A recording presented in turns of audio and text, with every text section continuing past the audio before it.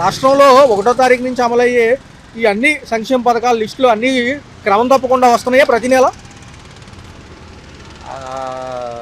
సంక్షేమ పథకాలు అంటే పర్లేదు. ఇప్పుడు అంటే మ్యాక్సిమం ఏంటంటే నాది రేషనే. ఎందుకంటే ఆ టైంకి వెళ్ళి తెచ్చుకోవాలంటే ఒక్కొక్కరు అందరూ డ్యూటీలు చేసే వాళ్ళు ఉంటారు, ఆ టైంకి ఇస్తారు. అప్పుడు లేకపోతే కష్టం. ఇంటికి వచ్చేది అయితే బాగానే ఉంటుంది. ఇప్పుడు ముసలి వాళ్ళు ఉంటారు, చాలామంది ఏమో ఇంట్లో పనులు చేసే వాళ్ళు అందరూ ఉంటారు, ఎంప్లాయీస్ ఉంటారు. ఎంప్లాయీస్ అంటే చిన్న పని చేసిన ఎంప్లాయీలే, గవర్నమెంట్ ఎంప్లాయీసే కాదు, వాళ్ళు టైంకి వెళ్ళి తెచ్చుకోవాలి.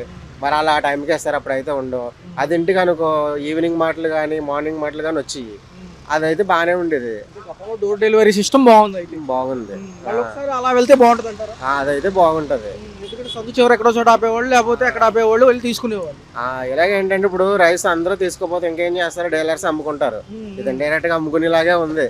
ఇంతకు ముందు ఇంటికి వచ్చి కొనుక్కునేవారు, ఇప్పుడు అయితే డీలర్స్ తీసుకోపోతే వాళ్ళే సేల్ చేస్తున్నారు. ఇది తెలిసిన విషయం అందరికీ. వెళ్ళి తెచ్చుకునే వాళ్ళు ఓకేనా? లేకలేని వాళ్ళ పరిస్థితి అంటే ముసలి వాళ్ళకి ఏదో డోర్ డెలివరీ చేస్తున్నారు ఈ ప్రభుత్వంలో కూడా. అందరికీ ఇస్తే బాగుంటుంది. అందరికి ఇంటికి వచ్చి ఉంటే ఈవినింగ్ మాటలు 6 టైంకి వచ్చి ఉంటే కన్వీనియంట్గా అందరూ కూడా తీసుకుంటారు. అందరూ కూడా కొంచెం బాగుంటుంది కూడా. రైస్ క్వాలిటీ కూడా కొంచెం ఇంప్రూవ్ చేస్తే బాగుంటుంది అని అనుకుంటున్నాను. అమరావతి దానివల్ల పనులు ఏమైనా కొంచెం పెరిగినట్టు అనిపిస్తుంది. అంటే 2వ దశ ల్యాండ్ పూలింగ్ కూడా మళ్ళీ వెళ్తున్నారు. అంతర్జాతీయ విమానాశ్రయం స్పోర్ట్స్ సిటీలు అంటున్నారు. మంచిదే, గట్టిగా కడితే మనకి ఏదైనా ఉపాధి దొరుకుతుంది. ఇంటర్నేషనల్ ఎయిర్పోర్ట్ కానీ స్పోర్ట్స్లు కానీ అన్నీ మనకి రావాలి. ఇప్పుడు మ్యాక్సిమం ఏంటంటే మనకి ఉన్నది ఏంటంటే తెలుగు రాష్ట్రాలు ఏదైనా చూస్తే హైదరాబాద్ తప్ప ఇంకా హైదరాబాద్, బెంగళూరు, చెన్నై అని చెప్పుకుంటారు. కానీ మనకి సౌత్లో ఇంకా వైజాగ్, తిరుపతి, విజయవాడ, గుంటూరు అని ఫేమస్ ఏమి ఉండదు.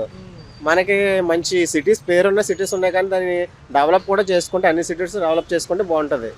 ల్యాండ్ పూలింగ్ మంత్రి నారాయణ గారు హామీ ఇస్తున్నారు. 3 ఏళ్లలో డెవలప్ చేయకపోతే కావాలంటే మళ్ళీ తిరిగి ఇచ్చేటట్టుగా అంటున్నారు. కొంచెం రైతులు కొంతమంది సుముఖతగా ఉన్నారు, కొంతమంది ఏమన్నా ముందు ఇచ్చిన భూములకి సెటిల్ చేయమంటున్నారు. వాళ్ళలో కూడా కొంచెం కన్ఫ్యూజన్ తగ్గాలంటే ప్రాపర్గా ఒక మాట ఇస్తే సరిపోతుంది. ప్రభుత్వం మాట ఇచ్చేయడం కానీ వాళ్ళు రైతులు అంత భూమి ఇచ్చారు కాబట్టి వాళ్ళకి కొంచెం ఏ గవర్నమెంట్ వచ్చినా కానీ రైతుల దగ్గర భూమి తీసుకున్నారు కాబట్టి వాళ్ళకి కొంచెం సపోర్ట్ చేయాలి. ఏ గవర్నమెంట్ వచ్చినా కానీ కొంచెం స్ట్రిక్ట్ రూల్స్, ఏ గవర్నమెంట్ వచ్చినా కానీ మారకుండా కొంచెం జీవో కానీ ఏదైనా కానీ పాస్ చేస్తుంటే బాగుంటుంది. భోగాపురం ఎయిర్పోర్ట్ క్రెడిట్ కావాలంటే జగన్ గారిని తీసుకోమని లోకేష్ గారు నిన్న మీడియా ముఖంగా అంటున్నారు. మేమైతే పని మీద నిబద్ధతగా చేస్తున్నాము. కూటమి ప్రభుత్వం వచ్చిన తర్వాత 18 నెలల్లో ఘనత సాధించింది అంటున్నారు.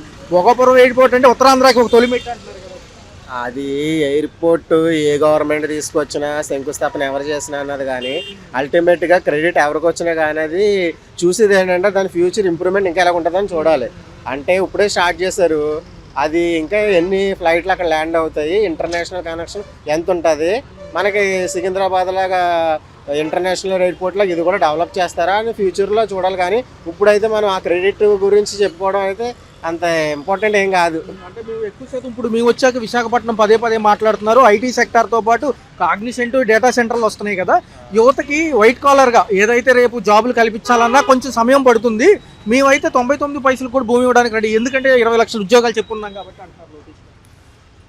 అంటే అది భూమి ఇవ్వడం అంటే నా ఒపీనియన్ ఏంటంటే అది గవర్నమెంట్ ట్యాక్స్ కట్టేది, అంటే గవర్నమెంట్ ల్యాండ్. అది మనం ఇష్టం వచ్చిన ప్రకారం అలా ప్రైవేట్ వాళ్ళకి ఇవ్వకూడదు.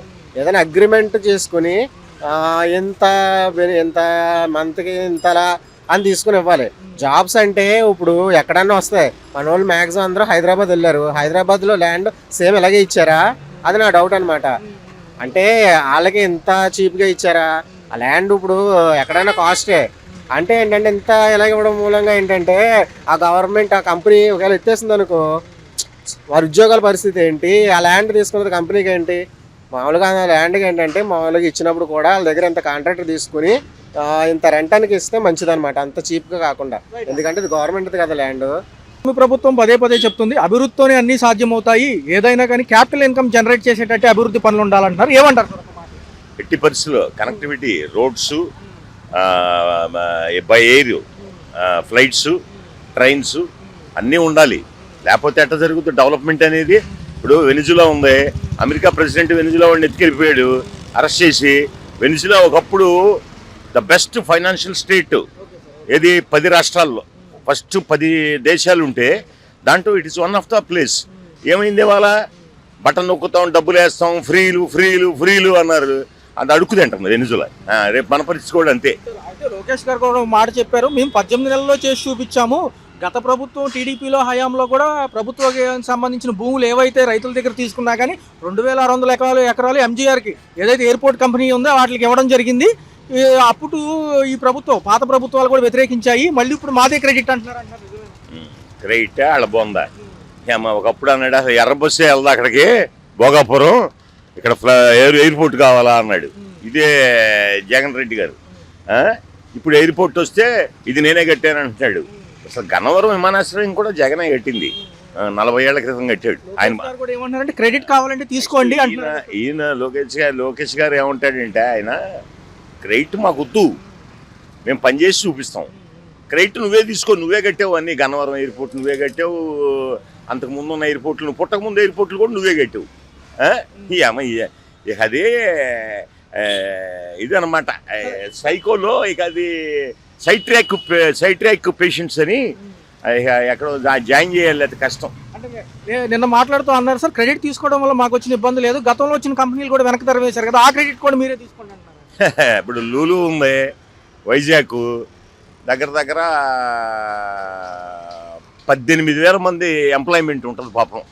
ఇది అత్యవసరం కుటుంబాలకి, ఒక ఆడపిల్ల కానీ మగపిల్లాడు కానీ వెళ్ళి పనిచేయాలంటే, అలాంటి లూలు వైజాగ్ నుంచి తరిమేదాకా కమిషన్లకి ఇవ్వలేదని తరిమేశాడు.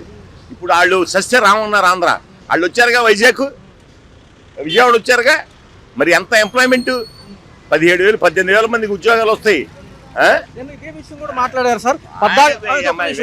99 పైసలకి భూమి అంటున్నారు, నేను ఇస్తాను, మొత్తం భూమి ఇస్తాను, మాకు 20 లక్షల ఉద్యోగ కల్పన మా బాధ్యత, దాంతో పాటుగా ఒక సెక్షన్కి వచ్చి 3,000 4,000 ఉద్యోగాలు ఇస్తానన్నప్పుడు కంపెనీ, రెప్యూటెడ్ కంపెనీస్కి నేను ఇవ్వడంలో తప్పలేదు అంటారు. మంచి విధానం. ఎట్టి పరిస్థితిలో it is 100% correct. And is from Stanford university, వాడు ఆయన చదువుకుంది అక్కడ చదువుకొని ఆ తాత తండ్రి కంటే నెంబర్ 1 అయిపోయాడు. Is the person who leads tomorrow the AP and is the fittest person. Media సమస్యలు సరిగా పనిచేయట్లేదని దాని మీద పరువు నష్టం దావా వేశారు. దాని బ్లూ మీడియా అని చెప్పో లేకపోతే కలర్ఫుల్ మీడియా అని చెప్పి ఏదో పేర్లు పెడుతున్నారు. ఆ నిమిత్తం కూడా విశాఖపట్నం కోర్టులో హాజరైన అనంతరం ప్రెస్ మీట్ పెట్టారు. విశాఖపట్నానికి సంబంధించి మేము 99 పైసలకే భూములు కంపెనీలకు ఇస్తాము, మా రాష్ట్రానికి ఉద్యోగాలు ఇస్తామన్నప్పుడు మాకేమైంది ఇవ్వడానికి అంటున్నారు. ఏం జరుగుతుంది? లోకేష్ గారు విశాఖపట్నంలో మాట్లాడింది ఏంటంటే, ఇస్తాం 99 రూపాయలకి 99 పైసలకి ఇస్తాం ఎకరం, ఇస్తాం కూడా, ఇస్తాం కూడా అన్నాడు. మరి ఎవరు పొలాలు ఇస్తారు, ఎక్కడ ఇస్తారు? అలా ఉద్యోగస్తులు కానీ స్టూడెంట్స్ కానీ వాళ్ళకి ఏం చేస్తున్నారు వీళ్ళు? ఉద్యోగాలు ఏడొస్తున్నాయి? ఉద్యోగాలు ఎక్కడ వస్తున్నాయి? ఉద్యోగాలు రావట్లేదు. గతంలో జగన్మోహన్ రెడ్డి గారు భోగాపురం ఎయిర్పోర్ట్కి సంబంధించి ల్యాండ్ ఇష్యూస్ అన్ని క్లియర్ చేసి ముందుకు తీసుకెళ్లారు సార్. ఆ విషయం కావాలంటే మీరు తీసుకోండి క్రెడిట్, మేము పనిచేసి చూపిస్తామని ఆయన అంటున్నారు కదా. భోగాపురం తీసుకుంటే, భోగాపురం ఎయిర్పోర్ట్ ఫస్ట్ స్టార్ట్ చేసింది జగన్మోహన్ రెడ్డి. ఆయన చేశాడు, చేస్తుండగా ఆయన ప్రభుత్వం పడిపోయిన తర్వాత వీళ్ళు మొదలుపెట్టారు. ఫస్ట్ మేమే తెచ్చామంటే ఎట్లాగా? అన్నీ మేమే తెచ్చామంటారు. హైదరాబాద్ మేమే మొత్తం డెవలప్ చేసాం, విజయవాడ చేసాం, అమరావతి ఏంటండి మొన్న వెళ్ళి చూసాం, అమరావతిలో ఏమీ లేదు, తొప్పలో వర్షం పోతుంది, బురదలో. ఏంటి చేసింది వీళ్ళు? ఆ రైతుల్లో అన్యాయంగా ఆ నోట్లో మట్టి కొట్టారు, వాళ్ళంతా గోడు.